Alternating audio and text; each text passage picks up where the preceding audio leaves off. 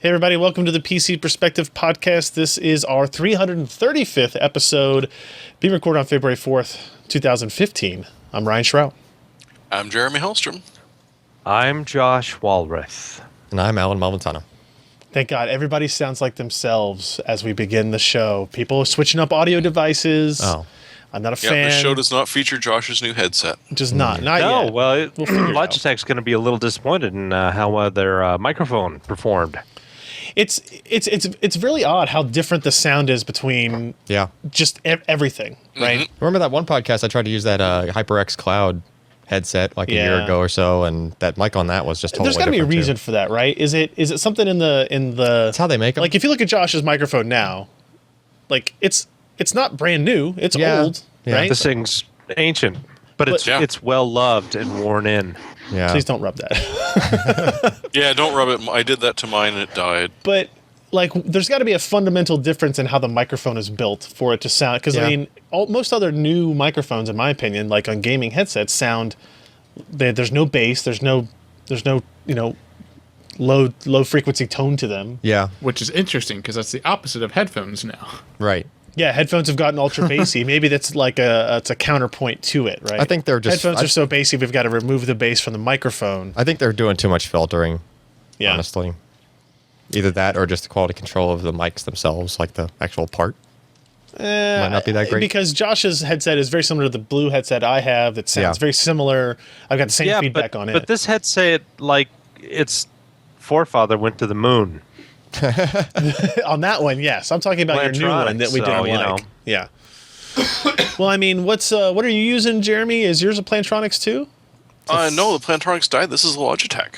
Oh. This is actually the cheaper of the two Logitechs that I bought. The first one it was sounded And that empty and hollow. sounds like the same as the previous. Yeah. This was got whatever the same type of microphone in it. Yeah.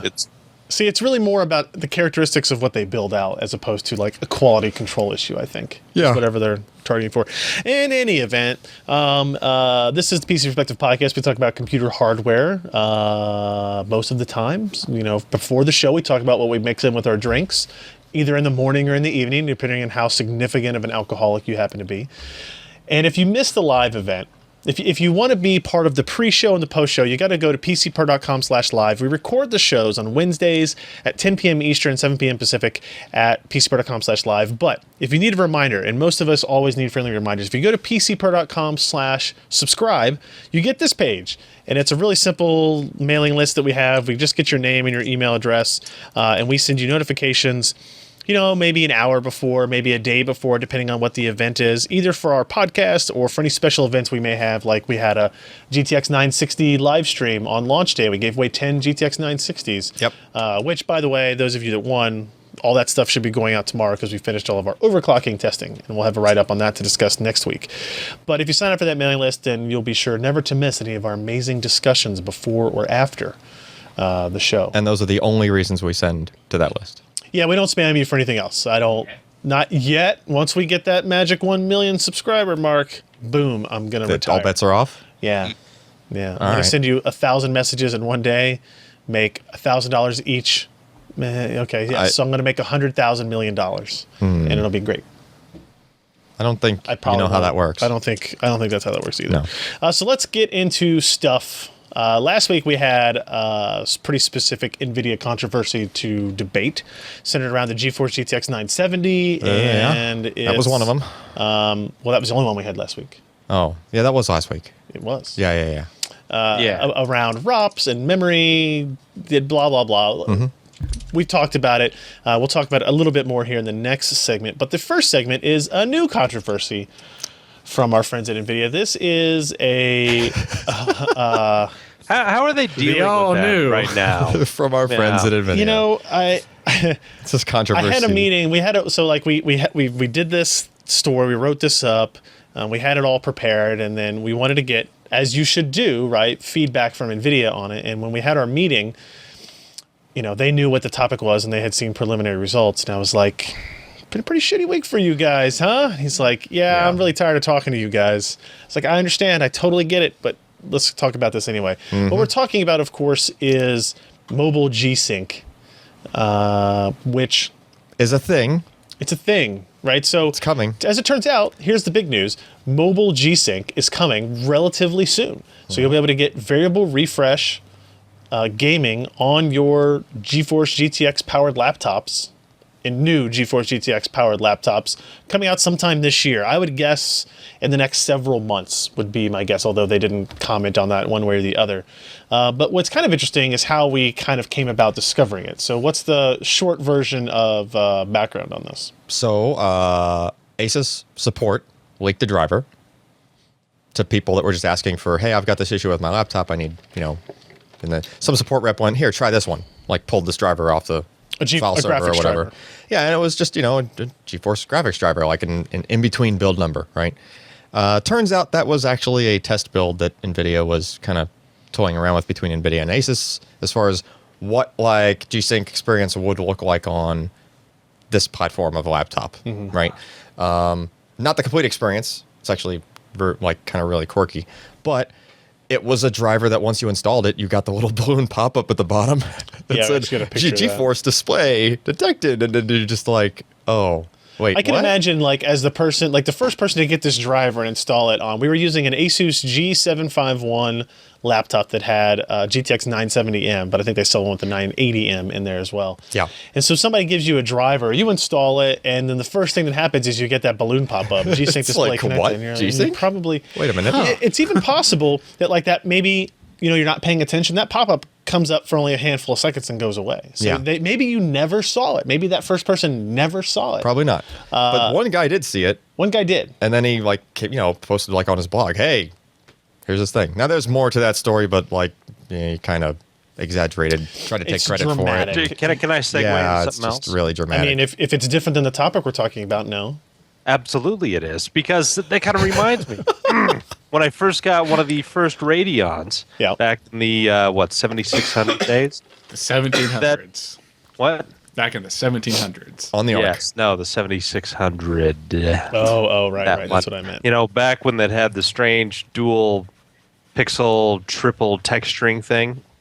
Well, I loaded up the Equinox test bench, and it came up Pixel Shader 1.0, and I updated the driver, and it took all that away. So it's kind of reminiscent of this. Aw. Yeah. Oh, the bad history of pixel shaders back when ATI was really pissed off when they moved that bar after the Radeon. But go ahead with G-Sync. Yeah, so basically this is just a driver that was built to be able to do like partial G-Sync with a specific kind of timing controller that is in 3 or 4 laptop models that are actually out. Yeah. That have sold as just regular laptops, but they actually have a timing controller that can do adaptive sync, and adaptive sync is kind of part of what G-Sync does, right? G-Sync, the full-blown G-Sync thing does more stuff to handle really low frame rates So- outside of what the adaptive sync window can handle. Remember that, like, when NVIDIA did G-Sync, when they launched G-Sync, it was in, October, November of 2013? Yeah. October. And then at that When next... they talked about it or launched it? Well, they launched it, but they didn't have a product for sale, really. But, in January at CES, AMD was saying, hey, we can do this too. And they had a laptop Yep. that was running a variable refresh demo. And they're like, look, this isn't that complicated to do. It's true. Not panel self-refresh. That's a different well, it's... Yeah. adaptive sync. No, it wasn't called adaptive sync. Oh, that was, it was just the ability to It was a different thing. lower the refresh rate in order to save power. Panel self-refresh. I'm pretty sure that's what it was. I think That it was is built into panel that. self-refresh, but that's kind of like, that's not what gives you the variable. Well, it is. Like, frame it gives the capability of the display to not send it every 60 To refresh in seconds. increments that aren't 60 hertz. Yeah. Yeah. So they were showing that as like an early demo, right? And the reason they could do it very easily on a laptop, or first, initially on a laptop, is because you had full knowledge of the T-Con. Yep. The timing controller, you had full knowledge of the connection type between the GPU and the display. Yeah. And you basically could know exactly what Yeah, bandwidth. that what hardware happened. chain to get to the screen is like a very controlled thing in a laptop compared to in a desktop where it's just whatever display you plugged in. And So there's a reason why doing it on a notebook is easier and why you would start with that, maybe. Sure. Right. Now, when we went to the next step, which was like, okay, we got this, we did this driver, we were more confused than anything else. Like, how is this working? Yeah. How is it even possible? Because obviously NVIDIA up through this entire time had been talking about how you needed a G-Sync module to do what they're doing, and that they were not going to support adaptive sync displays. Right. Well, so what we did, what any self-respecting person would do, and I said, hey, Alan, just tear that whole thing apart. So Yeah, we'll we just, you know, we took the G751 and removed every piece. everything. Took it, Peeled shell. back the stickers that aren't meant to be peeled back on the back of the panel, the LCD itself. Right, so we took apart the motherboard, we pulled that out. We were looking Yeah. for a G-Sync controller, a G-Sync module of some kind. We took the panel off. We took the actual screen out of the panel housing. Yep. We were looking at the T-Con itself. Maybe maybe they've got it in silicon and it's really small now and they can put it along the edge of the thing. None of that was there. Correct. What we saw were standard controllers. If you look at this picture of this motherboard, like Granted, it was a newer timing controller, it was. but it was not G-Sync. But you can see, like, we followed traces. You looked at the GPU and you go, okay, well, here's the traces that go out to the display, and then Yep. here's the T-Con that's board that's running on the back of the panel. Yep. And clearly there was no G-Sync module, which was, if we think back to that guy who found it first-ish, Yep. right, and started talking about, hey, you can do G-Sync without a G-Sync module. That was his big thing, was like, G-Sync is kind of a scam because here it is, I've got it working on this machine, and you don't need a module to do it. Yeah, except And it was kind of limited. Well, I mean, but It was a variable refresh rate. it was a right? variable refresh rate. It was Yes. working, and it was Yeah. labeled, branded NVIDIA G-Sync in the driver, Okay. right? And it was working. Yes. And all the guy did was have a driver. True. So what is the story there? And that became part of the debate. Now there were some drawbacks to this as well. Yeah, because that T-Con can't really handle a latency longer than a certain amount, probably somewhere around like 40 milliseconds. So like once you get down to about 20 frames per second in whatever, the screen would just go blank. Like the T-Con was basically acting like it was just disconnected from anything. Right. Well, we saw I think if I play this video back in, this should work. This will show. Yeah, switch so over here. it basically just blanks like intermittently. And it also does it anytime a game just hitches, like even if it's at a high frame rate and the game does some kind of like load some scene in the background or load some data, and what would be perceived as like just a split second stutter to any normal panel, this panel would blank out. I like that this is telling me that we are live right now Yes, we are on live. YouTube. So basically, it was unable to do the thing. One of the main things that a authentic G-Sync module does, right? It has buffer memory. It actually saves the frame. If the GPU has gone too long without sending at the next frame, it will just insert some, right? It'll just do some additional draws of that frame so that the display doesn't go too long without refreshing the panel. Right. Because you have to keep refreshing the panel. You can't just like not ever refresh it for like a minute, Yeah. or even a second. Like you just can't go that long. Right. Like LCDs don't handle Now, to be fair, like when we're at like 30 frames per second and above, Oh yeah, it was great. it worked awesome. Yeah. Right? It's Especially- still blanked out sometimes, Yeah, right? it depended on the game. Some games, the engine is very good about not hitching Right. like that. So then it was a very fluid experience. You could, like I And think in those Battlefield, I think, instances, is really good. we played a lot of games. We had the NVIDIA Pendulum demo, Yep. right? That we had that allowed us to switch between VSync on, VSync off, and G-Sync back and forth. So we could clearly see it. It was definitely working. Very few people, other than those of us in this room, have seen as many different variable refresh displays. Yeah. Right outside of NVIDIA. Pretty much all of them, actually. And so it's like we knew it was working. We know it's working. And it was the Yeah. sub 30 frames per second experience that started to degrade. But the above 30 frames per second experience could clearly be seen as a good experience if you could get rid of that blanking issue. And then Ken was Googling around once we saw what T-Con was in there. And he's like, oh, wait, hey, try to make a custom profile and clock this thing at 100 hertz refresh. And it does that too. I did hear apparently from JJ, who said that if you overclock it, that you start to change the color properties of the display, and it may not be as color accurate at 100 hertz as it would be at 75. I could see that. But still an interesting bit of thinking about Because it is a 75 hertz panel, but just the fact that you're going even faster, like it made it even a cooler thing, right? It's like, wow, it's a G-Sync panel. So in our talk with NVIDIA, like they weren't very upfront about it, but they were reluctantly upfront that yes, mobile G-Sync is going to be a thing. Yep. Here's why you are seeing it now, because of the alpha driver, because of trying to work with partners to test this stuff. Yeah. Now we got into the main debate with all of this is So does this mean a G-Sync module is not necessary? Does it mean a G-Sync module is not necessary today, tomorrow, or next year? Right. Right? Because NVIDIA did say that it is I think we can assume now that mobile G-Sync, when it launches, will not include a G-Sync module. Correct. There will not be a G-Sync module in the display or on the motherboard. Mm-hmm. And they are going to use a variation of DisplayPort 1.2a's adaptive sync Yep. capability that was kind of previously in there, right? And some kind of coordination with the guys making the T-Con. Yeah, so you would imagine maybe they would certify certain T-Cons to work. Yeah. Will they have a solution to the lack of a buffer on it, or will they? Yeah, I'm not sure where they're going to go there. Go with, okay, you know what, mobile G-Sync is not as good of an experience as desktop G-Sync. Yeah. And kind of go with it at that, saying, you know what, underneath 30 or 20 or whatever it happens to be at that time, you're going to have different issues. Yeah. And so try not to go there. Hopefully not the blanking. Yeah. That the flickers would be the blanking obviously can't be a thing, but maybe they let it flicker. Will they let it flicker, or will they go the route of AMD and start disabling VSync above and beyond? It seems to me that they're trying to avoid that. They seem very much to be trying to avoid they that. really don't want to do that, from what I gather. So what do we make of the kind of, again, there was this rumbling of NVIDIA. Yeah, you never lied needed about it all the GTX along. 9. Well, there's this rumbling about NVIDIA lied. About the GTX 970, and now we kind of immediately followed it up in the same week with NVIDIA lied. You never needed a G-Sync module to make it work. It's just it's DRM to make sure that the monitors only work with their parts. No, that's not true either. And all that stuff. They say it's not true, and they say they're not actually making money on the hardware. Now, I don't know what the licensing fee is. There's something on there. Yeah. But I think the conclusion that we walked away with from this conversation was that,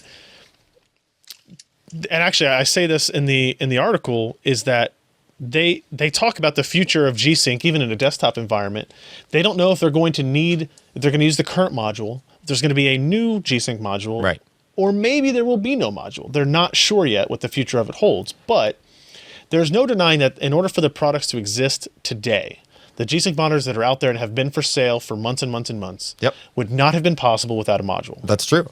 Because the technology to do VRR was not in any panel or T-Con for the desktop market at all. Right. So it was necessary then. Mm-hmm. Now the question is, as AMD FreeSync will come out in the next month or two, right? I think I've been saying that for like 6 months, I feel, but it will come out in the next month or two, and it will deliver an experience, I'm guessing, very similar to what we saw in that notebook. Yeah. Without the blanking. Right. Where sub 25 frames per second, you're going to have it would probably something for FreeSync, that's going to be an issue. For FreeSync, it would just, from what we understand, from what we've been told, right, it would revert back to VSync your VSync setting, whatever that so setting is. Right. It will have some way to handle below 25 or 30. Yeah. And it will have some way to handle above its maximum refresh rate. Yep. Same kind of thing. And it will have a pretty good experience there in the middle. Yeah. So now the question will be is, how much of those monitors and how do they compare to G-Sync? Can NVIDIA prove to us that there's still an advantage worth having the G-Sync module for? Right. Especially if your monitors are going to be $200 more. Mm-hmm. Right? And that is an honest question to be raised from this. Right? And clearly NVIDIA is already looking at it because they have it on there. Yep. Trying to think if there's anything else that kind of came out of this. I mean, that is all going to boil down to it, but it kind of cracks me up how so many people are trying to say that FreeSync and G-Sync are the same thing when it really is apples to oranges. No, in the middle, it's not apples in the middle, to it's the oranges. same thing. It's apples to granny apples. Like, I guess they're way more similar than they are different, right? The sub 30, we have a buffer, we're gonna make it a better experience for you, is definitely there. Right, it's for better. G-Sync, it's better on G-Sync. That's what's driving my point there. That it's not the same thing. Right? But the number of times you should be gaming under 30 frames per second, should be close to zero. Right. Otherwise, you're not a very good gamer. But you're not changing the settings in an appropriate fashion. My other concern is that hitching thing. Like when a game engine hitches, you also for a split second, right? And you are either going to tear or judder. You won't get the blanking. Yeah. Right? But you're either going to tear or judder. You're talking about when you get like a sudden drop to zero? Yeah. Yeah, but I mean, G-Sync doesn't do that great. They flicker. That's true. right? It does So flicker. and we don't know what that experience is like on a FreeSync monitor yet. I mean, we Right. have all the test cases set up for us to look at now. Yeah. But we don't know what that's going to be. Yeah, we don't know. Like, they could magically come up with, like, it could be awesome. It could be. Below 30. They could come up with some perfect solution for Yeah. that works just like G-Sync does. And it's possible, and NVIDIA kind of alluded to in our talks, is like, hey, there's more capability in that G-Sync module, or we plan to introduce more capability into the G-Sync module than just variable refresh rate. yeah. So that would be a reason for them to kind of push forward the G-Sync brand, push forward with, custom hardware, and see what they get out of it. But Sure. It's CamHor acceleration. what? Yeah, it's no, it's not CamHor acceleration. Jeremy, you want to explain the reference to me?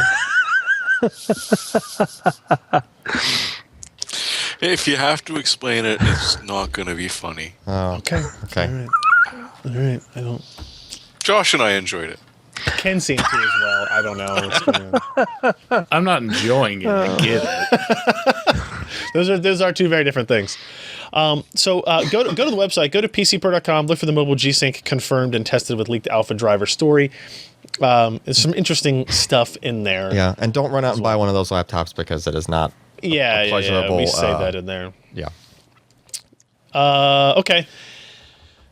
We want to touch base on the GTX 970 issue quickly again. Last week we talked about all the problems about NVIDIA's GTX 970 having a 3.5 gig pool and a 500 meg pool. We did some testing on it last week. We did talk about that testing. Yep. The first round of testing, the single GPU testing. And that testing didn't show that big of a difference. Not really. Right. And people But the asked argument for is, hey, SLI results. this, Yeah, you yeah. know, So we're the seeing it. issue was when we jacked up the settings, Yep. you're gaming at like 20 to 25 frames per second, which nobody should do, which we've already discussed. Right? You should not do that. However, if you have SLI, if you have two 970s, then maybe you're running that at 45 frames per second, and that's something that you might actually want to do. You may be willing to true. sacrifice, running at 40, 50, 55 frames per second in order for that top image quality. It just depends on what you want to do. So we did run through some SLI testing with the same two games we did before, Battlefield 4 and Call of Duty, Advanced Warfare, not the original Call of Duty. And the results are interesting and slightly different than what we saw with the single GPU. So here's Battlefield 4. We'll start with that. Memory scaling actually goes up again, kind of in line with each other, comparing the 980 SLI to the 970 SLI.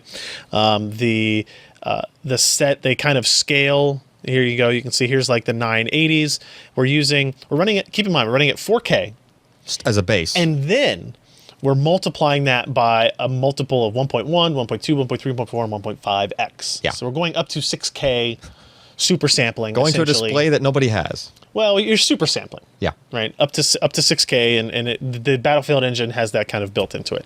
Now, at 150%, at the highest setting, the two 980s run at like 27, 28 frames per second. So still not fantastic. Sure. But, you're getting above 35 or 40 with the 1.2x scaling, and you can see where we're at with the 970s. And the differences actually are very consistent. 15%, 15%, 13%, 12%, 13%, when we compare 980 SLI to 970 SLI. Okay. Right? So that's actually a good sign, right? In that game. Yeah, Right? I mean, it's showing consistency there.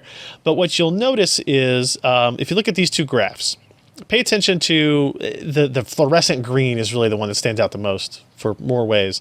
Keep a look at how kind of the thickness of this line is. You get a couple of spikes in there. But keep a look at the kind of the consistency is there, and then look at it on the 970s.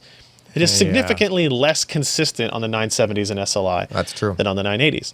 And although it's harder to see, the gray line that represents the 1.4x is actually wider as well. And that gets represented in these two graphs. The 980s in SLI at the 1.5x scaling, again, way too much work for these GPUs to be going through, really.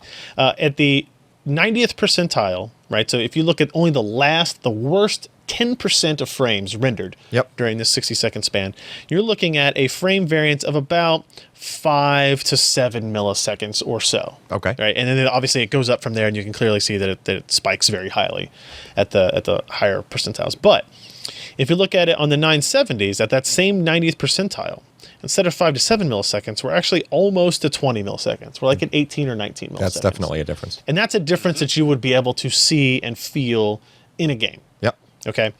And there's an awful lot more area under that curve Yes. as well, right? Yes. So just overall, Calculus, buddy. there's more of the time where you're going to see. But you have to set a limit because otherwise it would go off to Oh, infinity. sure. That's true. From n to infinity. Right, exactly. So there is a significant more variance in frame times there, which you would perceive as stutter or judder or whatever you want to call How did that feel actually playing? it. It was not that bad, honestly, Okay. right, in Battlefield. It looks worse on the graphs than it actually felt. Interestingly, the next game is very different than that. Okay. When we looked at Call of Duty Advanced Warfare, this is running at 25 by 14, so a more reasonable resolution. But the settings are, again, like super jacked up. Now, here's what's interesting. If you look at the frames per second percentile, right, the average frame rate comparing the 970 SLI, let's see, at the ultra settings here, you got this blue and this dark green down here at the bottom. They're very close. Like their average frame rate is very close. Yeah. But if you look at these graphs, you get this wild looking collection of lines. One of those is kind of all over the place. Now, the dark green is the 980s, and the dark blue in the background is the 970s. And what you'll see is there seems to be a lot more kind of up and down in the 970 than in the 980. Okay. And when you look at it, it doesn't actually show up that much. Right. Like the variance is fairly, it's okay. It's higher than we would like if we were actually doing a review of these products. Sure. From the ground up, right? You're looking at 7 to 8 milliseconds, but the difference between the 980 and 970 SLI isn't very dramatic in that graph. Right. But my experience with it is that the 970s were significantly more juddery It just than felt the 980s. laggy. It just felt different. It felt not as good. Okay. And it's hard to, this is why we do both versions. That's why we show the data, and that's why we talk about it and write about the actual experience. Right. Because clearly the 970s were not as good of experience in data for the Battlefield 4 results and in experience for Call of Duty. But again, the settings that we're testing that at, we're looking at frame rates somewhat playable, 55 frames per second or so. Sure. Right. But we have 2x super sampling on, which is, to be honest with you, almost a feature that I never have ever enabled in a game, right? Because the cost to performance versus quality is a bad trade-off in my opinion. Right. But we did it so we could push the memory usage up to its maximum amount. There's more differences here with SLI than with single GPU, but it's still hard for me to change my opinion because for Battlefield 4, you're running at 6K. Yeah. Not a relevant use case. Sure. For Battlefield 4, you're running at 25 by 14. You mean I'm sorry, for Call of Duty, you're running at 25 by 14. Thank you. But you're turning on super sampling. If you turn off super sampling, it's significantly better, right? Like if you turn off super sampling, you're getting frame rates of like 140. Yeah. Right? That is a huge gap to go from 140 to 55. And the consistency there is fantastic. You're looking at under 2 or 3 milliseconds maximum frame variance. So I mean, it's looking those. like to really see this effect, you have to be trying to make it happen. It feels like that to me. Now I know there are a lot of people out there that are listening to this or are gamers or in forums say that's not the case. Well, there's some other games that supposedly it shows up easier. I'm sure there are other. I'm sure you can make it happen with almost any game if you tried. Well, really hard. apparently if you mod Skyrim to the point where it's just about to die, then yes, you're going to see a huge difference. On the other hand, you've modded Skyrim to the point where it's utterly and completely insane. And as far as the usage scenario goes, it's great. It's great for testing to show that, hey, there are occasions where there can be an issue, but you're kind of purposefully making an issue. It doesn't matter what card you're running on. With 100 and some mods added on there, you're going to sort of see that. Yeah. But I mean, what's the worst performance difference you saw? Maybe 30%? Yeah. 35% at the very outside? Yeah. What's the price difference between a 980 and a 970? $200 or so. Yeah, so maybe. Still within the neighborhood. Yeah. Yeah. About the same amount. I think I said this on Twitch last week or whatever. It was like, if you're upset, like I get it, but if you're not upset, I get that too. Yeah. Like the performance is still the same. Nothing changed that day you found out. It's crappy. They shouldn't have done it. They should have been much more upfront about the memory configuration. Hopefully they've learned a lesson. I don't know if they have. I mean, we'll see as the years go on. But if you're AMD, you're taking advantage of it. You are you're lowering the price of the 290X. You can get some Radeon R9 290X cards for $299 now with a rebate, which is a fantastic deal, right, in terms of performance per dollar. They also did a whole campaign last week where For 970 minutes. I want my 4 gig. I want my 4 gigabytes. 4 gigabytes means 4 gigabytes. Things like that. And they're trying to take advantage of it, as they should, right? I mean, that's their job as a marketing team, right? Yeah. We will see as the months progress whether or not sales are affected by this. How many people actually go through the trouble of trying to get a refund and start a lawsuit or sign a petition? Yep. Because that's real difficult to do on the internet.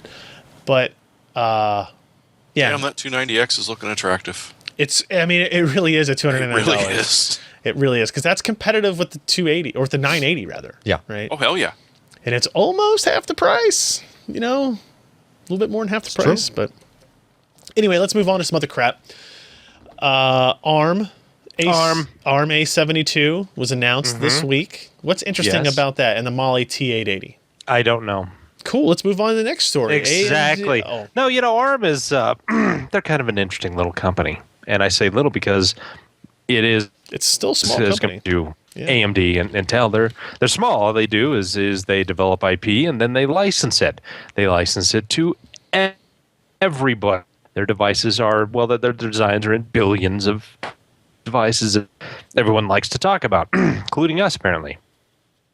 But anyway, they're talking about their next generation of core technologies, which is to be the Cortex A72. Now, this will be a higher-end 64-bit core that will be faster than the current A15 and A57 products.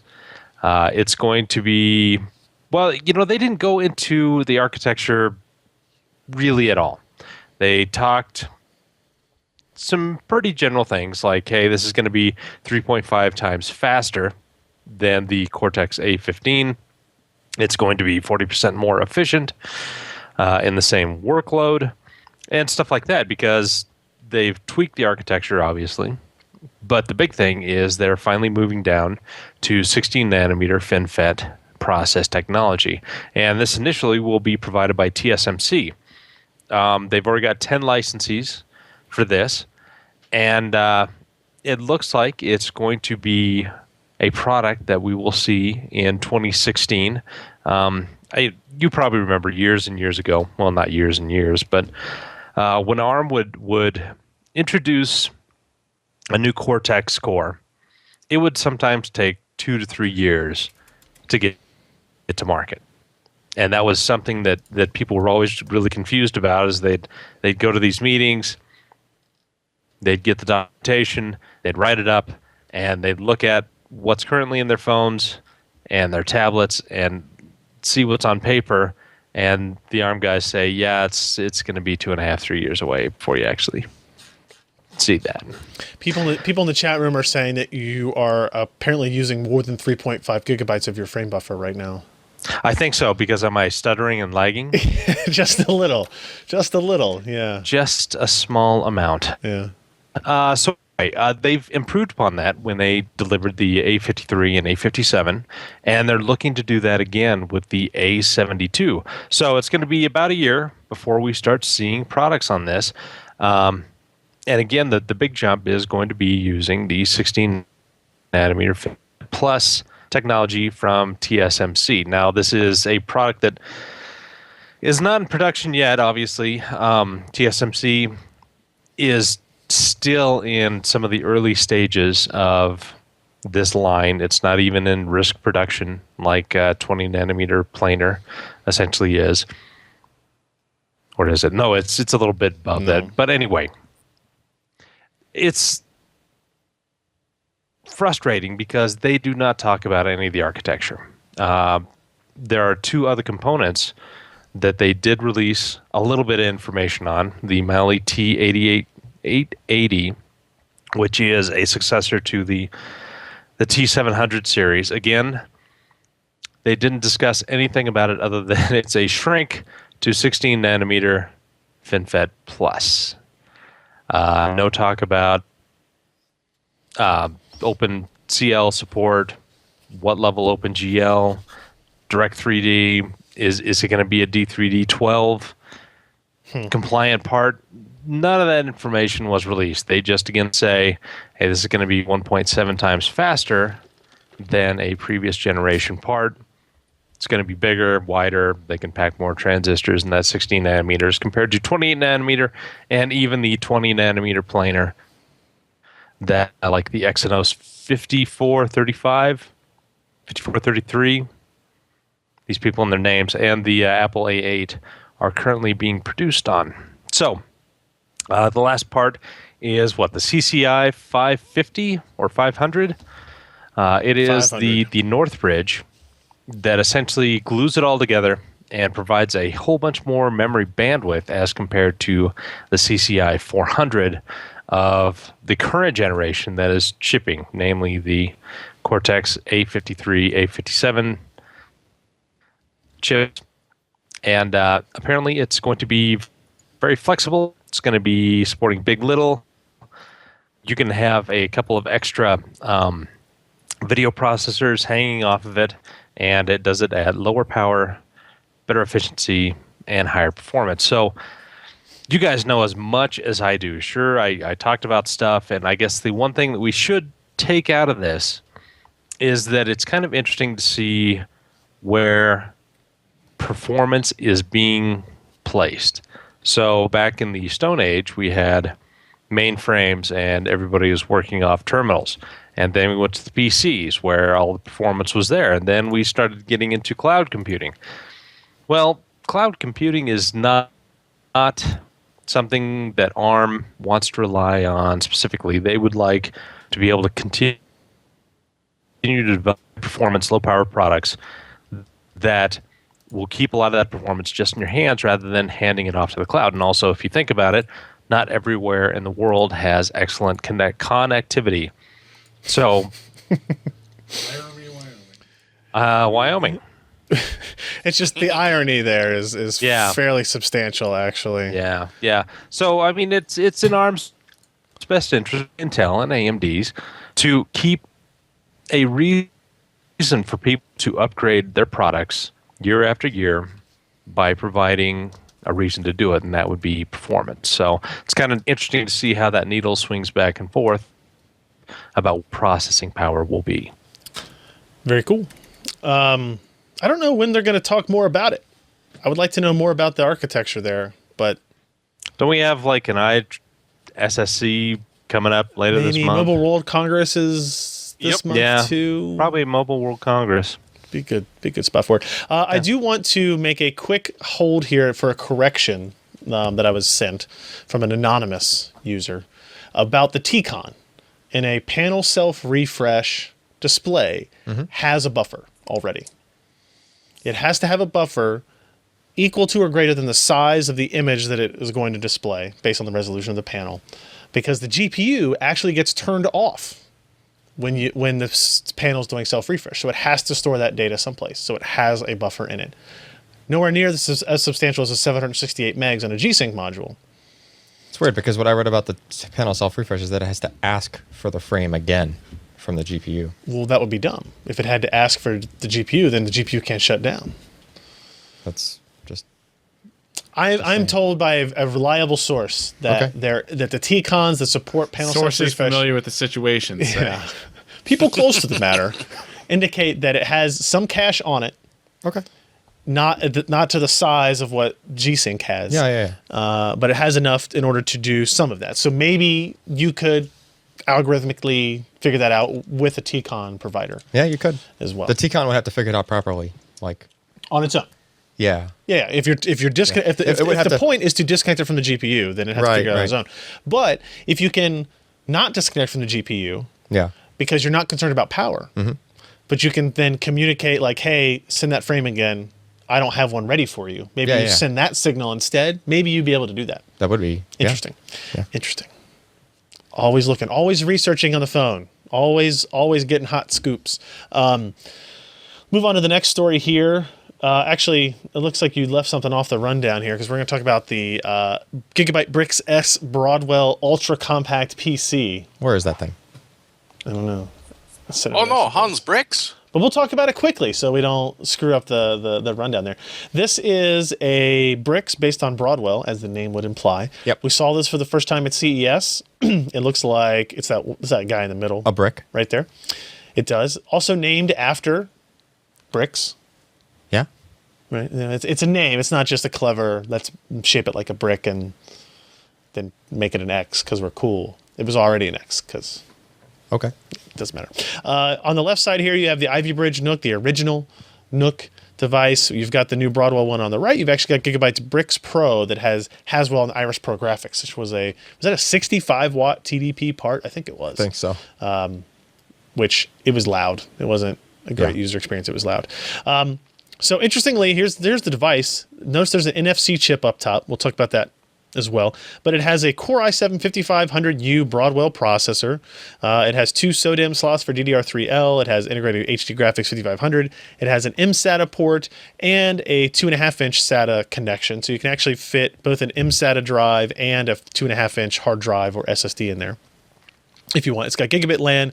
It comes with, in the M.2 slot, pre-populated with an Intel 3160 802.11 AC wireless and Bluetooth card. It has 4 USB 3.0 ports, mic input-output, HDMI, mini display port, Kensington lock, Yeah. which is important, and then NFC. It has an MSRP of $509, which is pricey. Sure. When you look at something that size, you don't think it's going to be super expensive. But keep in mind that this is that's the top end kind of Ultrabook components. Yeah. Basically. All crammed in a box. All crammed into this little box.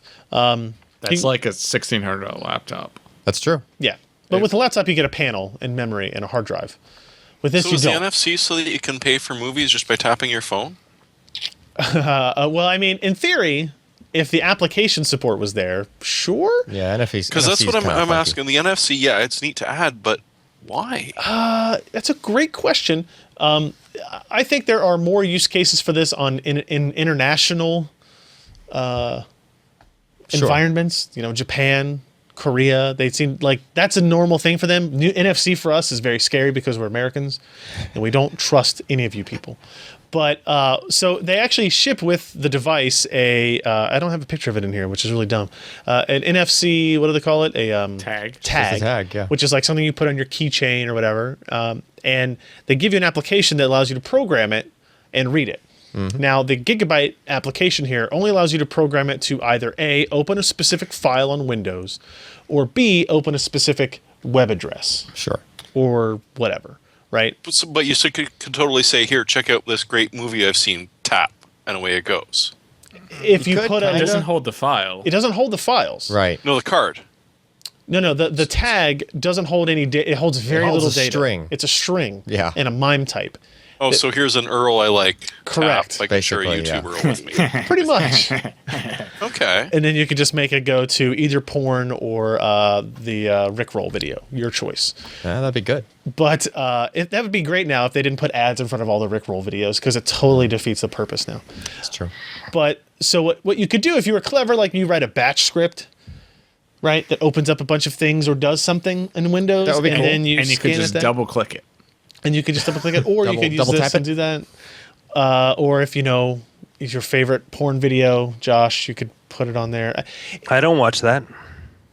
He's looking down. What's he looking down at? Just the cam girls. Porn. Oh, right. Well, That's why he's got that nice pink tone to his flesh. I would love to see more with this. You know, you should be able to use it with your phone or whatever if you have the right application as well. Yeah. But I feel like what I want to see is when I get to the machine, I put my phone on it and it logs in.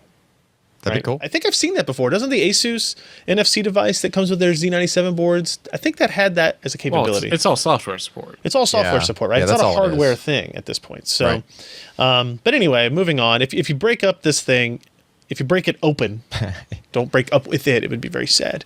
It is a bare bones device, so it ships with the processor and the wireless, but it doesn't come with storage or your memory, Yep. right?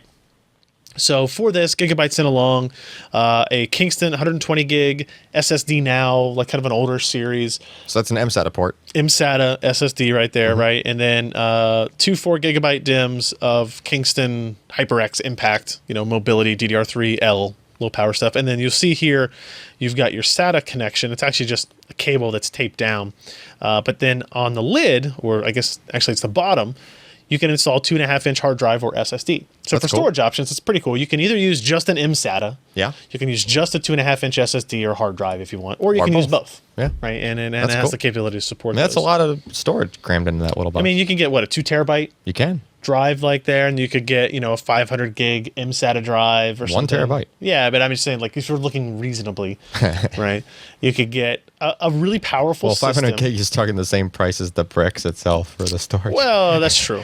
That's true. Also, I looked it up. Yeah. That processor has a $400 trade price. Really? Yeah. The 5500U has a $400 trade price. Okay, so now you know why it's $509.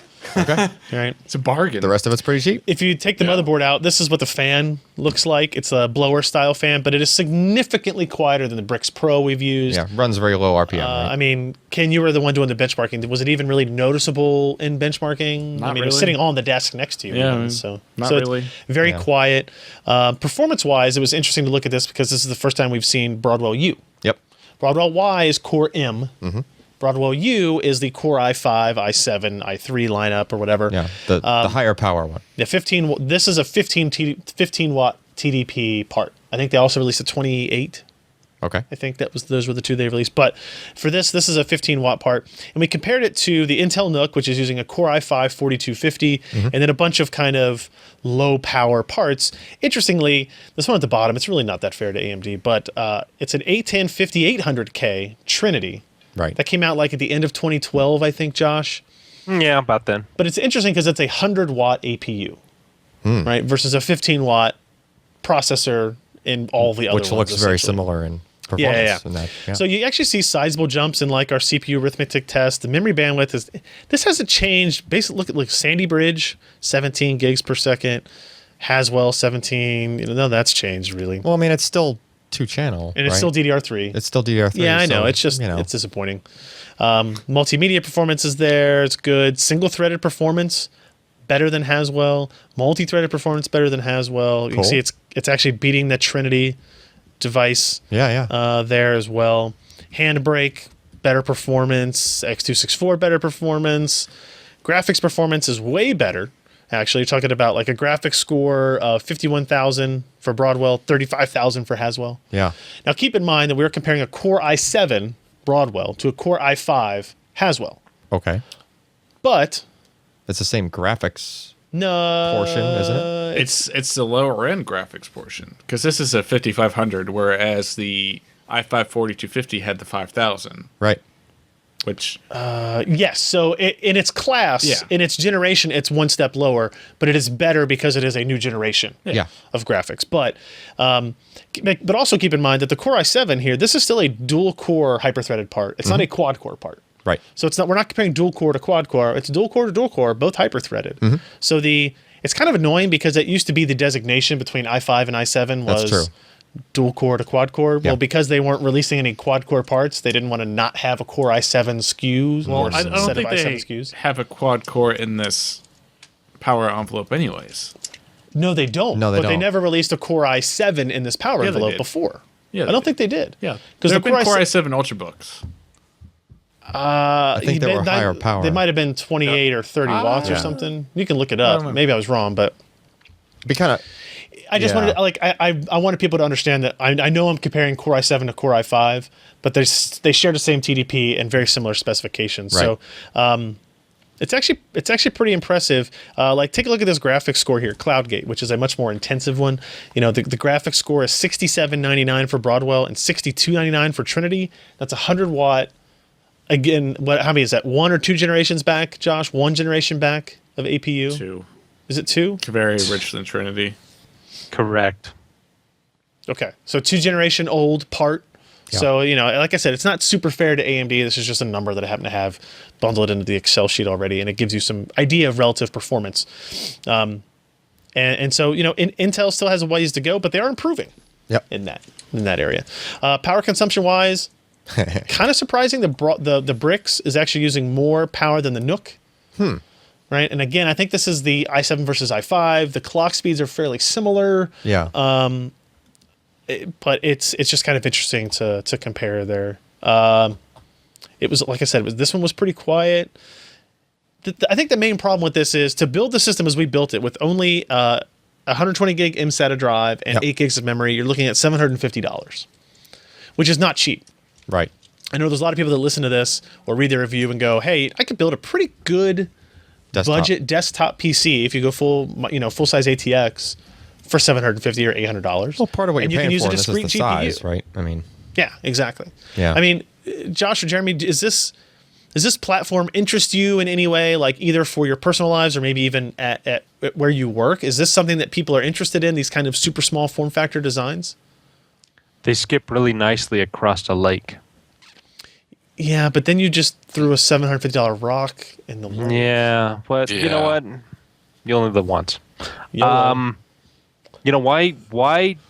Okay, for the environments I've worked in, either you had a big box that you could expand and do it cheaply and get a lot of stuff in there, lots of memory, lots of processor, big video card. And the other place I'm working at now is everybody just does laptops. They can take them home with them. The latest Core i5, i7, 4000 series does perfectly fine for the type of work that they do. And so this kind of fits into a strange little place. Well, some would call it a niche. Ugh. But I mean, yeah, it's not gonna sell boatloads off the rack. But there are people who will strap one to the back of their TV. There are going to be those who just want a really clean desk and still have pretty good performance. I mean, like our friend Sebastian. Yeah, he likes clean. I mean, I do want to say, like, you are getting, especially with the move to Broadwell, and like I'd say an average of 20 to 25% better performance than the Haswell NUCs. You are getting performance that is going to be good for almost any user that's not a gamer or that's doing like video editing. Yeah. Right. If you're browsing the internet, if you're doing Excel work, even I think moderately heavy Excel work. SPSS or R or Ruby or like a lot of statistical stuff. Again, it's going to thrash the hell out of that processor and get a little toastier warm that's form factors expected. What you included Ruby in that? Yeah, well, the database sizes on those. You could do web R? development on this. Not Ruby on Rails. You could Ruby do the Rails stats development. program. I mean, I don't know. I would consider this good for a lot of those cases. If you want to do web development on something, like this is going to be able to do that. Yeah. I mean, no, you shouldn't do enterprise level database work on it either. Where's the server? Oh, it's right there, Bob, and it's like the bricks. Just Yeah, but do if that that's the once. case, then I need something a lot less powerful because I'm just talking to the server and making it run it. Well, but like, say you have like I use Excel to make graphs of 172,000 data point sets from our DAC, right? that might have a hard time. I think it's just fine because my system is a dual core. No, it's a quad core, not hyper threaded. Before Haswell was Ivy Bridge, I think. Mine's like an Ivy Bridge system. Oh, okay. And now I have tons of stuff open at the same time on two 30-inch monitors, and I've always got video playing and all that other stuff. Sure. I think this would, if I wouldn't think less of myself for having this as my only primary computer, like this could be like my primary computer, I bet. It doesn't have the outputs for two 30-inch monitors, though. That's true. Unless I get one of those infamous DisplayPort MST hubs that never existed and will never exist. No, they exist. They never existed. They're all over the place. No, they never For existed. $100. They're not all over the place, but they exist. They exist. I've seen them on Newegg and Amazon in stock. So you'll have something bigger than the brick sitting next to it, Right. fan it out to all your displays. Yeah, so this is a dumb idea. Anyway, check out that review at PCPro.com. We've got a video of it as well. The one negative I'll say that Gigabyte needs to work on is the top of that thing where you were supposed to put your phone or tags or whatever. Scratches the hell. It got scuffed up really easily, like setting it on a piece of foam board that we used to take pictures, and the foam board is not made of rock. The paper foam board? Yeah, that foam board right there. We set it Paper on scratched it.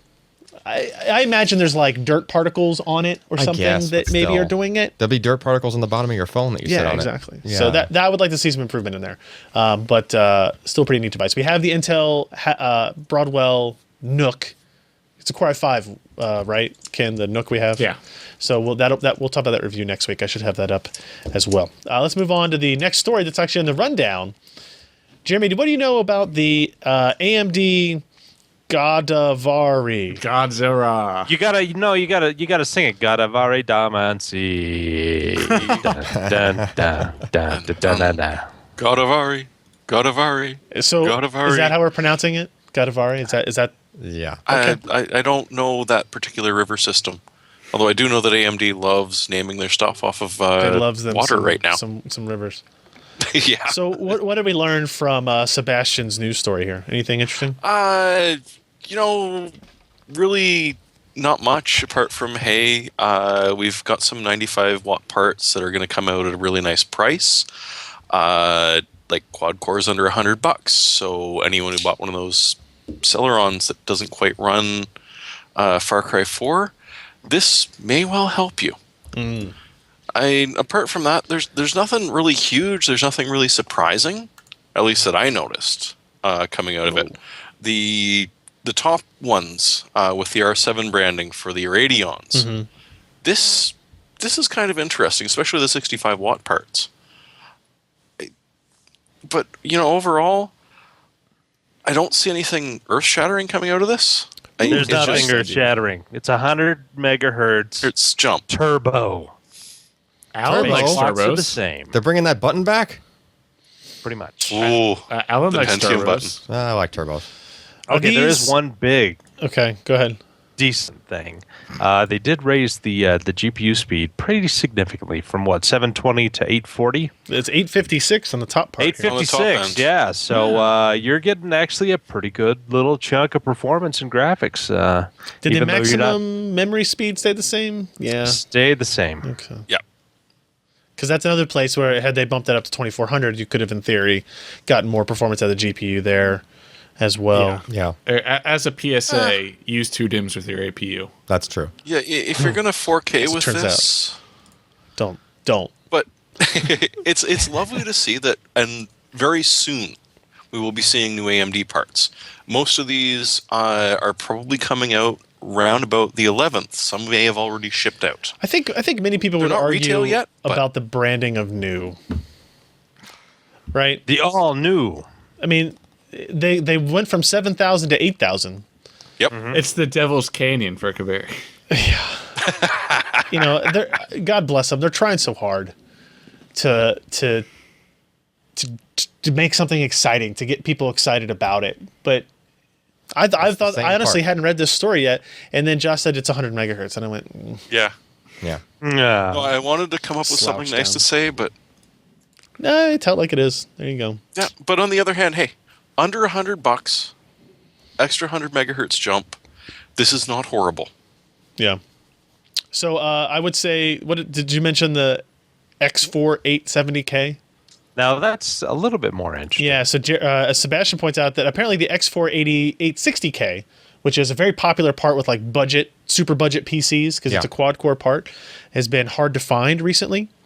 And apparently it's because the X4 870K is a newer 95 watt part based on that. So this could be a kind of a good place for that part. Looks like it's a 3.7 boost, 3.5 base clock speed on that. No graphics, obviously. I'm sure it's on there. It's not utilized. Yeah. 95 watt part. And that's apparently not going to be available till April, I guess. On the other hand, the 50, it's only 500 megahertz lower, and it's 45 to 60 watt TDP. Better case usages for that, for small form factor, for quiet systems. Yeah. And pretty much probably the same max memory. So, yeah, you might lose a little bit of raw processing power, but overall, it's not going to hurt you that much. Interesting. There you go. There's your CPU leaks for the week. Moving on, Raspberry Pi 2 will now support Windows. And it'll It be sure will. free. Wait, Windows or Raspberry Pi? Windows. Oh, okay. Windows 10. So why should I care about this Raspberry Pi, Jeremy? Do you have any idea? Well, apart from the fact that they're pretty nifty, there's never been a Raspberry Pi that's come out that can actually support Windows. And right now, Intel just launched a nice little Edison processor, which has 256 megs of RAM versus the 1 gig on the Raspberry Pi. And the Edison does not have a video output, but as you can see there, there's a full-sized HDMI on this one. Yeah, right there. So it may be a much better version than what's already been announced for Edison, because that Win 10 is going to be pared down to the point where no GUI and fits in 256 megs. Yeah. With this, they've got a full gig, so it's still going to be pared down because Windows 10 install is not a gig. It's not. But at the same time, you're able to grab a free developer's license, which is not supposed to be used for commercial purposes and may or may not be only good for 9 months. But regardless, you can have it for free to play around with on Raspberry Pi 2 to try and see what you're doing. This is very odd news for Microsoft, because Microsoft was pushing out Shark's Cove. I don't know if you guys remember Shark's Cove, but that was Microsoft, Intel, and Well, those weren't the things Circuit dancing with Katy Code? Perry? yeah, and so they were going to be the Internet of Things that Microsoft would be selling as hardware. So by offering this support to Raspberry Pi, which has got a huge garnering in the market, is sort of spelling the doom for that in a way. So, Ken, you were going to say something?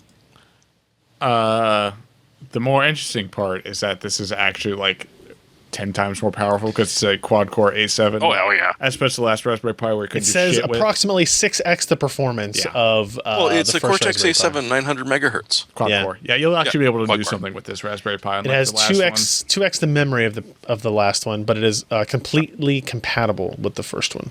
So you can see don't here have you've to got go with 4 USB ports, an Ethernet port, audio, and HDMI and USB. I don't really get what running Windows on it gets you.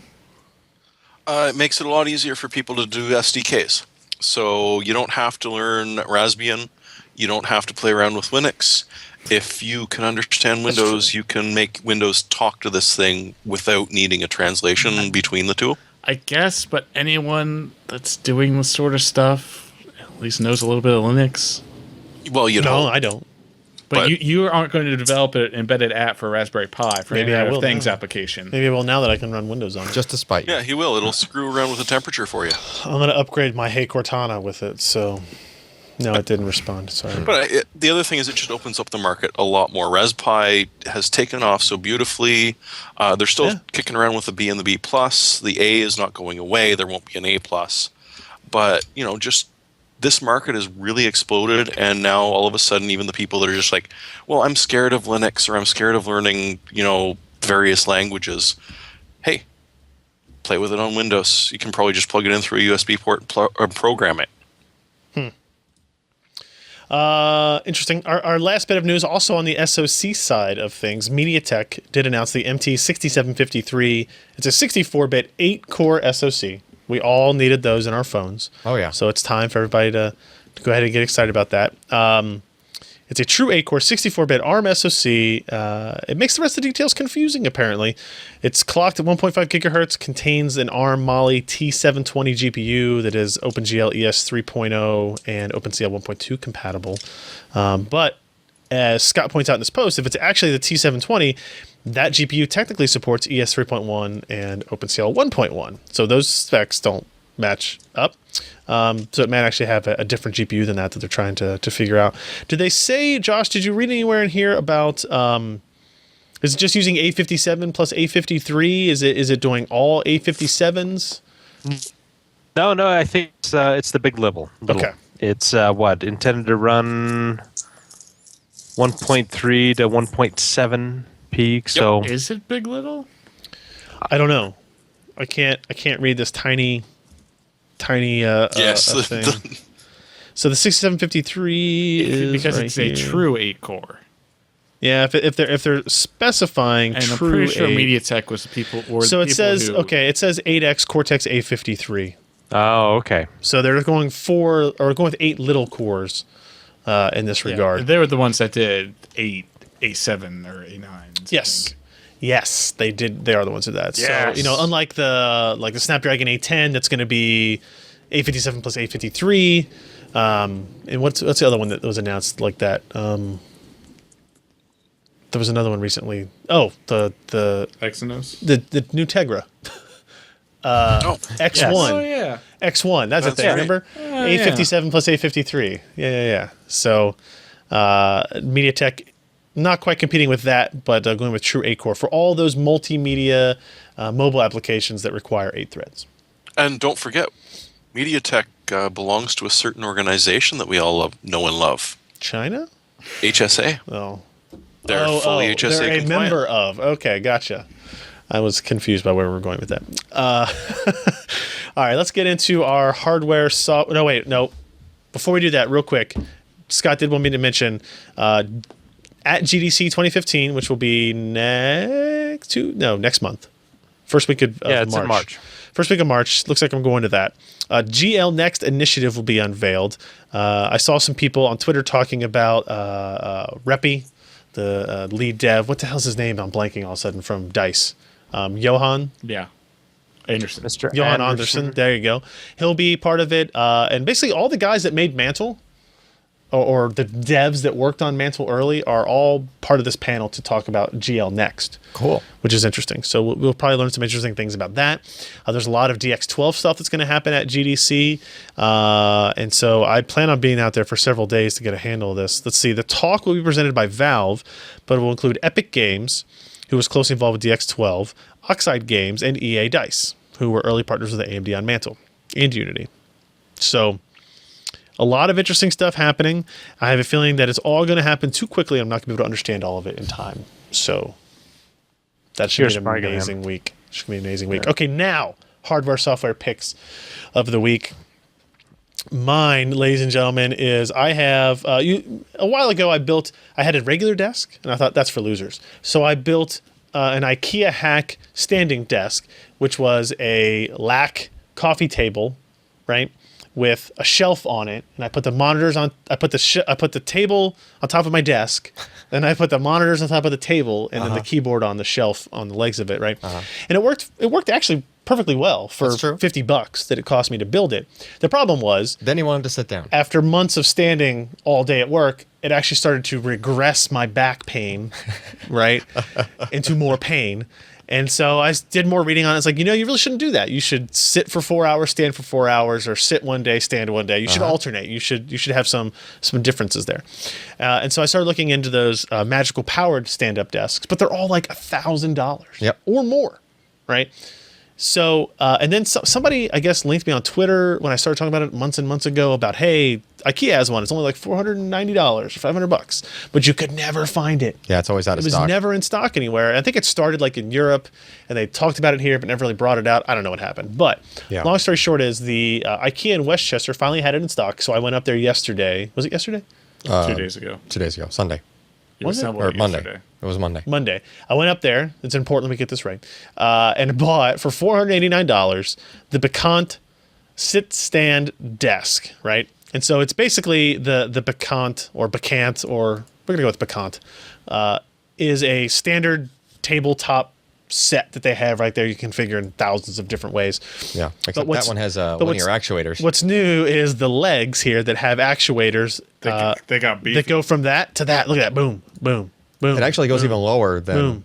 than at the low picture, because like you can see that there's that division there in the leg. Like it actually goes Oh, yeah. another few inches lower even. I didn't get that fancy chair though. So what? That you're bragging about your limbo skills there, Al? Yeah. Yeah, basically we're limboing under the. We should do that. No, we shouldn't. No. So it goes from 22 inches to 48 inches, right? So there's your range there, and it's Yeah. powered. So you hit a button and it goes up and it goes down. Now the differences are like some of the $1,000 models have preset buttons. Yeah. So like you set memory to it. So go to my low position, go to my standing Like position. those expensive car Like driver car seats, yeah. And that would have been a nice feature to have, but I don't think that feature is worth $500. Right. Plus, I didn't have to pay shipping for those. This I just drove up to IKEA and picked it up.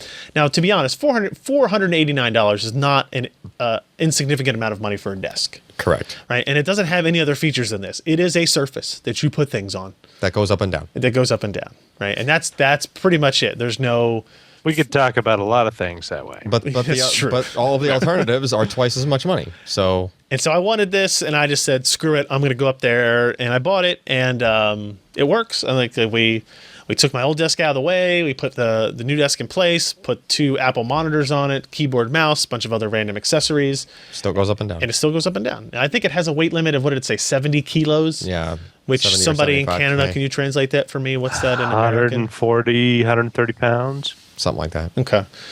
Yeah. And I think those more expensive desks claim to support hundreds of pounds, multiple hundreds of pounds. But we don't have multiple But I'm not hundreds. sitting on this desk when I. You don't have 21-inch CRTs sitting on That's there. right. That's true. Yeah.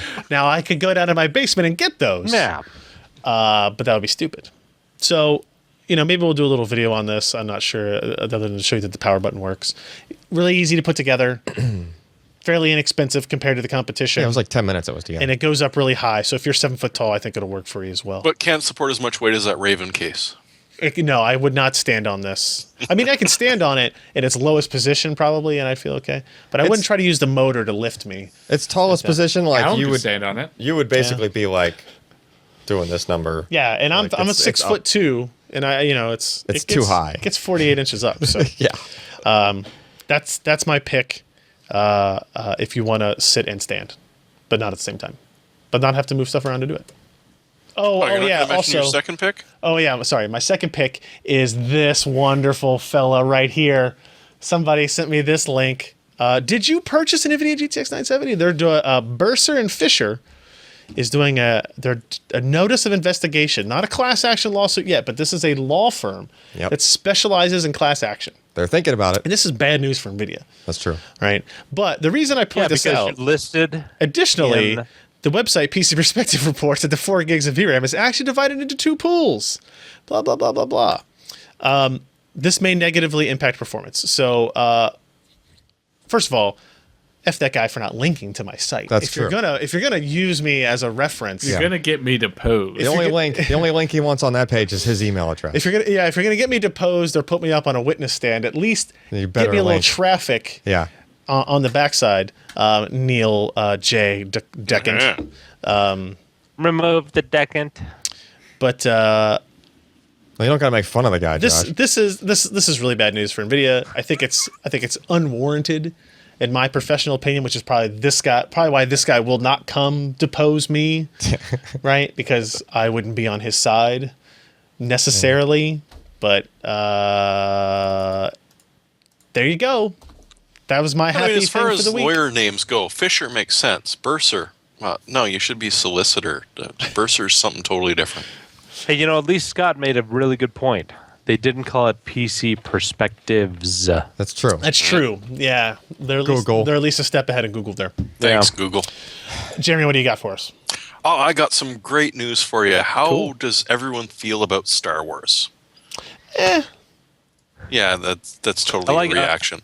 I like The this Humble bill Bundle free. right now, where your money is going towards UNICEF, will get you KOTOR, KOTOR 2, Jedi Academy, Dark Forces, Empire at War, Dark Force 1 and 2, Battlefront, and Republic Commando, and probably something else before the end of the week for $12. Ryan, have you Throw already your bought money at this? Star Wars and UNICEF seriously.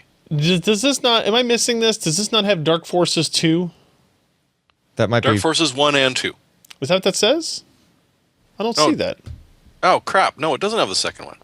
Because Dark Sorry, Forces that's Force 2 Unleashed 2. is the first one that you had a lightsaber in, I believe. Maybe that'll be their mystery. Is that right? Maybe that's the. It does say more games coming soon, so maybe. Yes. Maybe so those as long will as be you throw in $12 or more, you will get those games. Whenever they are. Yeah, it's like $11.45. If this had, because I know we talked about like TIE Fighter and X-Wing versus TIE Fighter. If that was included in this, I'd pay more. It might for be, but you can get them on good old games. I think Right. it was $8 for the entire damn series last Yeah, week. and these are all Steam games. you here, got to so- realize though, Ryan, that they might add. Sure. No, I know. get it. It's fine. But I think the one that they're actually holding out for is probably Lego Star Wars. So many people I know are utterly in love with that for some reason. my niece and I don't nephews get it. love that.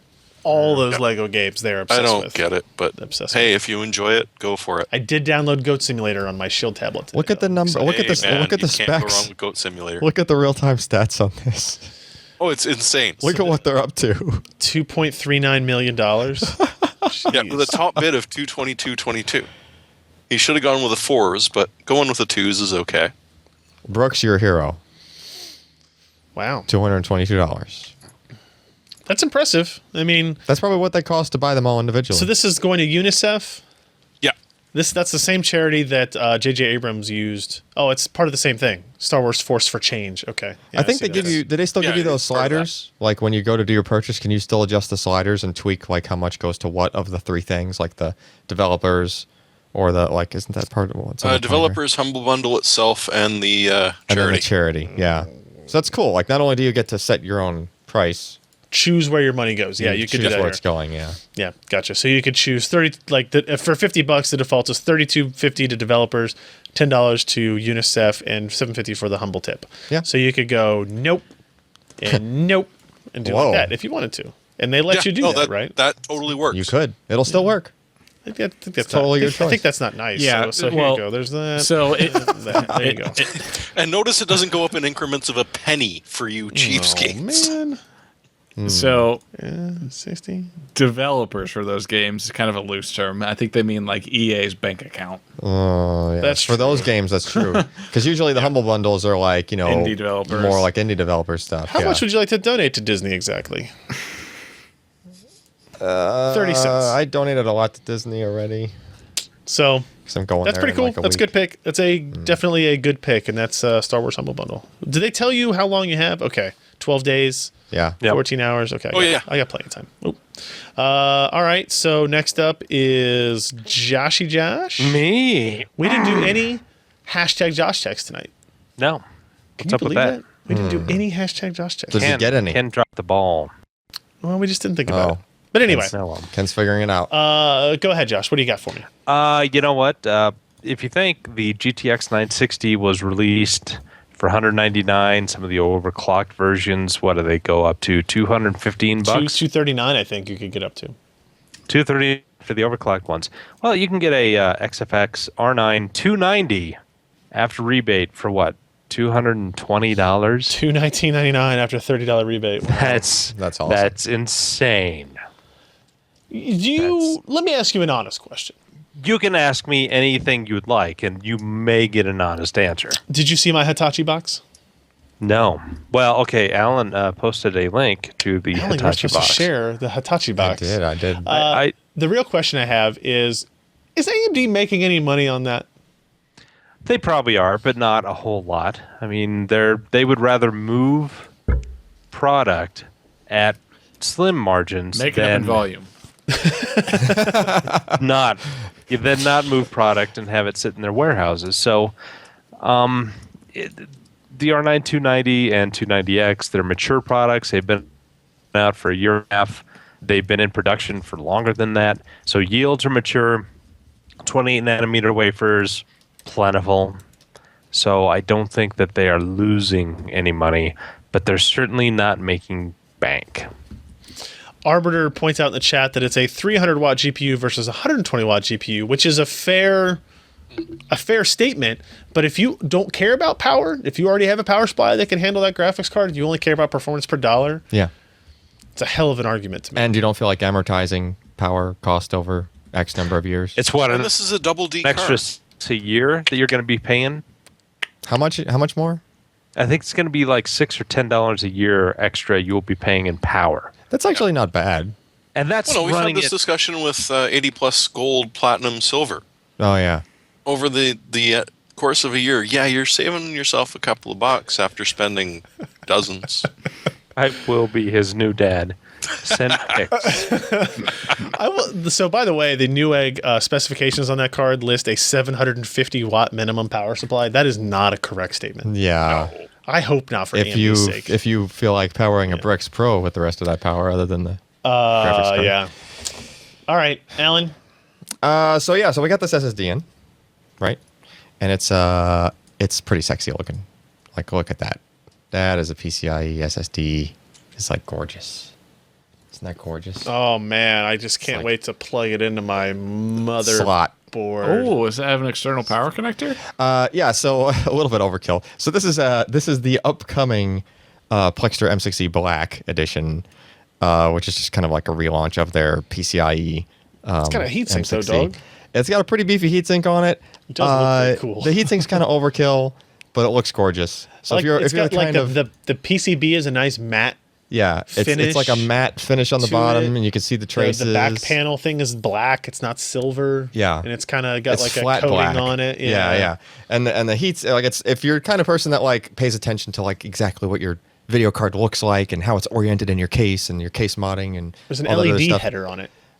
There's an LED header, so that if that's the only SSD in your system, you can. Oh, Plug, you just hook your you can like your plug front panel hard yeah, drive thing. Yeah, out to you it. won't get a front so an panel activity indication light with the that way. PCIe SSD. That's, So they put a I pin header never on it. thought about that. A little bit more overkill. They put a SATA power connector on it, but I mean it's really just an M.2 SSD. Like it's And for pricing, the pricing is kind of up there, but you're a little bit over $1 a gig. Yeah, so this guy's coming out soon. It's on Newegg on pre-order. That's like the only place you can find it right now. With type 2 diabetes. Well, I Whoa. got some bad news. Oh no! Does Google know I have diabetes and I don't? And I don't know I have Before you diabetes. do, and that finger figured it out. They looked at how much surge you ordered on Amazon. Oh no! That's actually a Cialis advertisement in disguise. You know, once a week, gets it right back up. Yeah. You only take it when you need it. So, so the little thing to know here about this guy is that it is the exact same product inside as what's just the M.2 version of the M6E, Okay. and it's the same one that's on the PCB of the or of the PCI Express version. Yeah, but it's fast. But it's the same speed. Oh, but it's fast. It's the same speed, How same as the fast? other one. It's got a heatsink. It goes over a gig per second, like sequentials. It's I mean, look good at this. speed. Look at this picture right? on the Newegg site. Look at that. I mean, it's really cool looking. Don't get me wrong, but just remember that internally, like it's the same as the other one. So when you're looking at the pricing, if you want a really cool looking PCIe Look SSD at for that. some particular reason, get this one. Don't right? ever Yeah, tell but me does the odds. M.2 version have a heatsink?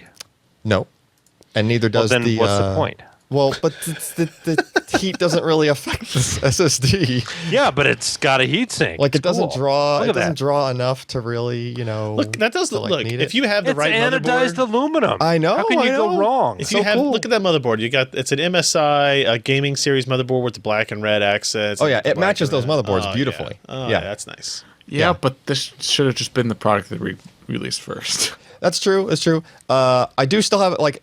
I would say don't get this if you plan on upgrading to one of those newer motherboards that have an M.2 slot on them, and you think you're just going to take this apart and just stick the M.2 SSD on there on your motherboard. Well, don't do that because you don't have the cool heatsink. Well, no. Well, some people might want to have the one that looks cool now, but in the future when they buy that other M.2 motherboard, okay, sure. right? You don't want to just necessarily have this plugged in, but you could just like take the M.2 part out of it and just stick it on your motherboard, right? Yep. You can, but then you void the warranty. Oh no! You avoid the warranty on the other. Oh no! They put well. you do yes. I complained about that on the previous one as well. That if you bought the PCI Express card with the M.2 card on it, plainly visible with one screw holding it in, if you remove that screw, you voided the warranty. Holy crap! Look at that. Look at their marketing for this. Yeah, I'll be back. we are not the Terminators. They're definitely they're not a treating that Terminator. seriously. Notice the roundness of the. And they don't have any red on them. So they definitely don't have red eyes. Oh no. Yeah. No, but I mean, definite kudos for like the look of that thing. It's got a got a turbo, turbo. with fire coming out of it. Yes. Is that a turbo Fire. French horn? No, Are you sure? Make sure you get the 1-year data recovery service because that would work great on Flash. no, that's no. They can do it. Who's it with? Is it with? I don't know. It was a Drive joke. savers. Is it driver savers? Yeah. Those guys can recover Not flash driver stuff. savers. Driver savers. Drive savers. Yeah, you said driver. I'm sorry. That's a piece of What else can I malware add? that gets installed. If you add Arctic Silver to it, you can get it for only $8.99. Oh man, I can reapply to that. Ooh. You don't need to. It has You a need to ther- reapply it's a Arctic thermal Silver. pad. No. Yeah, but if you that's did that, junk. you voided your warranty. That's Yeah, true. But you would need a voided your warranty because it would run so much cooler that it would never ever go broke. Wake up, sheeple. Yeah. Anyway, we're going to end the show now. That is our podcast for this week. Thank you, everybody, for joining us. If you missed the live show, you're a sucker. PCPro.com/live, Wednesdays, 10 p.m. Eastern, 7 p.m. Pacific. You should subscribe to those emails. You should subscribe to those emails at pcper.com/subscribe. Again, it's a very simple form. We ask for your name and your email. We don't even really need your real name. We do need the real email, though. That is important for the emails to be sent. But you could put Allyn Malventano and make your email whatever. Great. Now Now, we're gonna have 50 now you're gonna have 50 Allyn Malventanos on the list. I don't want to have 50 Allyn Malventanos. That sounds very petty. Well, the name is what shows up in the header as to who the email went to. Once, Yeah, but I don't really care. I mean, that's their problem. so then they're gonna get an email to Allyn Malventano. Yeah, think of how awesome that is. Personalized email, baby. I guess. This is the future, everybody. Okay. And again, of course, pcper.com/podcast is where you can go find the RSS feeds, all the previous episodes, where it's where we embed our videos from our YouTube channel, or of course, just go to youtube.com/pcper and subscribe to us there. You can see not just our podcast videos, but all the other videos we do. We posted one of the Broadwell Nook. We did one discussing the GTX 970 issue. We did one discussing the G-Sync issue, the mobile G-Sync issue. A lot of the other storage reviews have videos. Storage reviews, a lot of them have as well. And we have a lot of stuff coming up in the next week or two. We have the Dell Venue 8 7000 tablet. We have the Dell XPS 13 notebook. We have the MSI GS30 dockable Ultrabook external graphics thingamabob. We have the Intel Broadwell Nook. We have... I got to finish my write-up of the GTX 960 overclocking results. We have 3 GTX 960 retail card reviews that need to be done. I'm going to go out of town on Monday. This has turned out to be a horrible, horrible thing for me to say out loud and recognize now. Sebastian's not inventing a time machine? He needs to. Wait, he's not? Sebastian, get hot. Nope, totally not. There won't be a video about that. Nope. If there is going to be, I would already know about it, though. Isn't that how Not if you had a time machine. I fully intend on building a time machine in the future and going back to right this moment. Right. February 4th, 2015. He just did it. It's amazing. Sebastian's right there. There's two Kens. No. Wait. Perfect. If Yeah. they work for the same price as one Ken, that's fine. Yeah, hit that button a Otherwise, couple more Out the times. door. I'm seeing double. Dude, Out the door. yeah, but the next thing you know, Ken's just gonna be sitting there going, "They took your job. Do you remember that? Do you remember that? Your job." Do you remember that webcomic with the Cosbys? No. You don't remember that? You never see that? No. This guy clones Bill Cosby. That's really bad now. And then there's like a whole bunch of Cosby clones, but they're all defected in some slight little way. So imagine a bunch of Kens, but all of them with like a different kind of weird The story's defect. getting worse now. Yeah, I know, right? All right. Anyway. Let's finish the damn show. Thanks everybody for joining us. We will see you next week. I'm Ryan Schraub. I'm Jeremy Hellstrom. I'm Josh Walrath. And I'm Allyn Malventano. Goodbye.